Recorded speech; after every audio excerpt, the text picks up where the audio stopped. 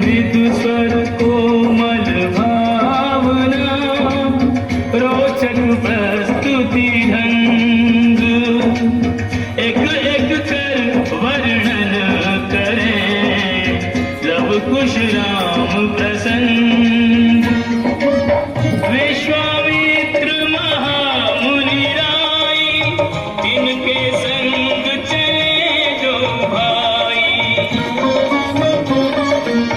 कैसे राम ताड़िका मारी कैसे नाथ अहिल्या तारी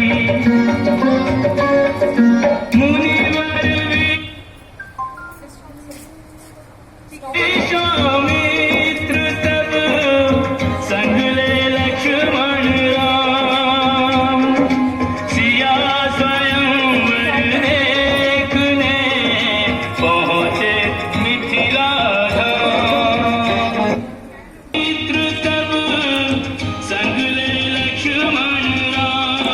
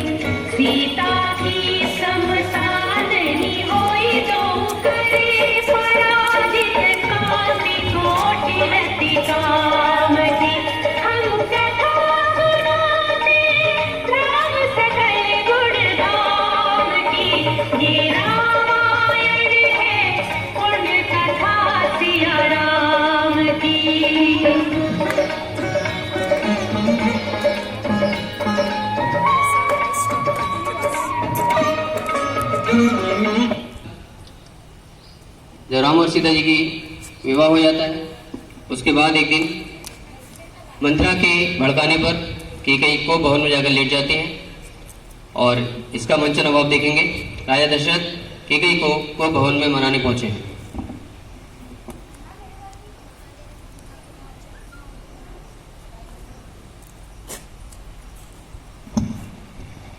क्या बात है प्राण प्रिय, तुम इस अवस्था में यहाँ कोर्ट भवन में क्यों लेटी हो?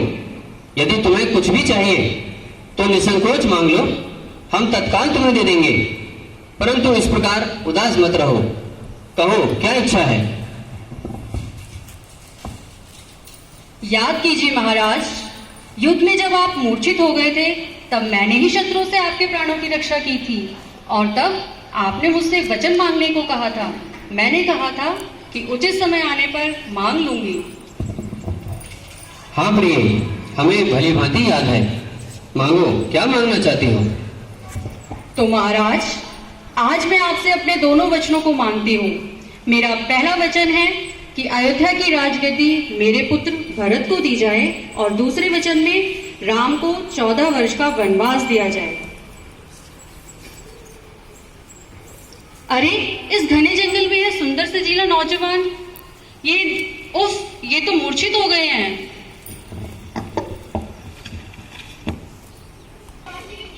माता जानकी और भाई लक्ष्मण को लेकर वनवास के लिए चले जाते हैं और वहां एक दिन रावण की बहन शूर्पणखा की दृष्टि प्रभु श्री राम पर पड़ती है और उसके बाद इस घने जंगल में यह सुंदर सजीला नौजवान कौन है? इसे देखते ही मुझे आकर्षण क्यों हो रहा है? इसे तो मेरा जीवन साथी होना चाहिए। हे मनमोहक वनवासी, क्या तुम उससे विवाह करोगे? क्षमा कीजिए देवी, मैं पहले ही विवाहित हूँ और मेरी धर्मपत्नी मेरे साथ ही रहती है। आप कृपया अपना ये प्रस्ताव मेरे अनुज लक्ष्मण के पास ले जाएं। हे आकर्षक युवक, मैं तुमसे विवाह करना चाहती हूँ। ठहर, मैं ये तेरी इच्छा अभी पूरी किए देता हूँ। अरे मूर्ख तपस्वी, तुझे ज्ञात नहीं है तूने लंका के प्रतापी राजा रावण की बहन शूर्पणखा की नाक काटी है। अब मैं तुझे इस घोर अपमान का प्रतिशोध अवश्य लूंगी। इस घटना के बारे में शूर्पणखा ने अपने भाई रावण को बताया और उसने इस प्रतिशोध का लेने के लिए एक योजना बनाई, जिसके तहत एक दिन श्री राम को सोने का मृग लेने के लिए माता सीता जंगल में भेज देती हैं। उन्हें एक मृग पसंद आता है और उसके लिए वो श्री राम को वनवास में सोने का हरे लाने भेज देती हैं। तत्पश्चात कुछ ही समय बाद सीते सीते लक्ष्मण लक्ष्मण। भैया लक्ष्मण, लगता है श्री राम किसी विपत्ति में हैं। आप तत्काल उनकी सहायता करने जाओ।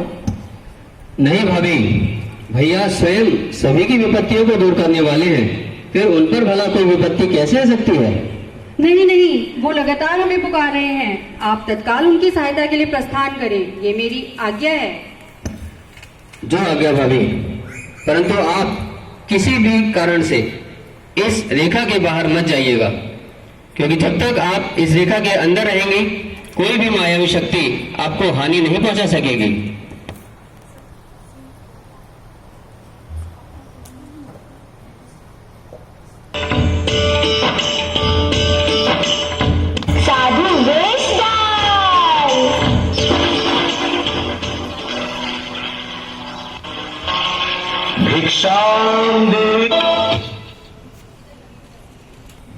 इसके पश्चात माता सीता को कुटिया में अकेला पाकर रावण अपनी उस योजना को निष्कर्ष परिणाम देने के लिए वहां एक भिक्षु का बुएश्वर कर पहुंच जाता है। भिक्षाम देवी भिक्षाम देवी। प्रणाम महात्मा, आदेश कीजिए।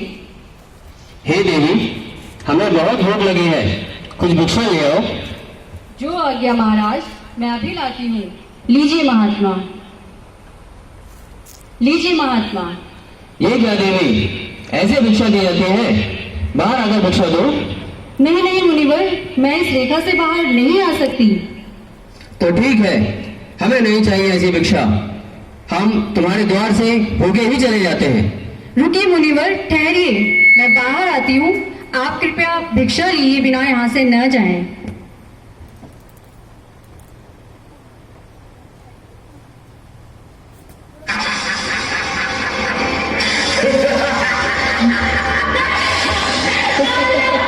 लक्ष्मण, कहाँ है आप?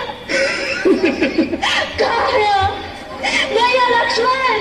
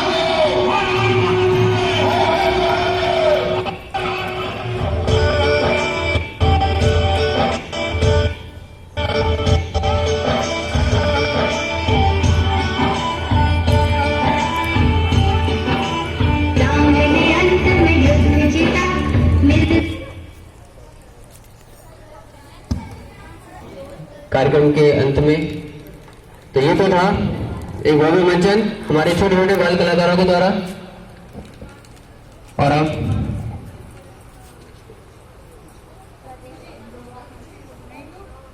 अब मैं इस कार्यक्रम के अंत में अपने विद्यालय के respective manager sir Shri Pradeep Dixit ji को आमंत्रित करता हूं आगे की गतिविधि को जारी रखने के लिए।